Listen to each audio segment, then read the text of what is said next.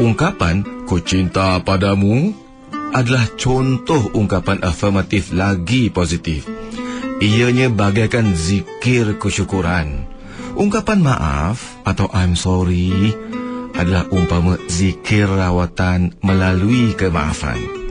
Walaupun mudah untuk disebut, kekata maaf ini payah untuk diungkapkan. Kenapa? Kerana prasangka kita sering dibisik-bisikkan. Kalau kau minta maaf, maknanya kau dah mengaku salah. Kaulah yang lemah. Meminta maaf kepada pasangan akan memperkukuhkan rumah tangga dan bukan melemahkannya. Malah, keengganan mohon maaf lebih mencerminkan kelemahan seseorang dan bukan kekuatannya. Ungkapan "saya silap, saya mohon maaf" akan merawat luka dan apabila sembuh akan lebih mendewasakan kedua-dua suami isteri dalam rumah tangga. Luka yang tidak dirawat dengan kemaafan malah diburukkan dengan keangkuhan hanya akan merenggangkan hubungan dan mengundang kecurangan.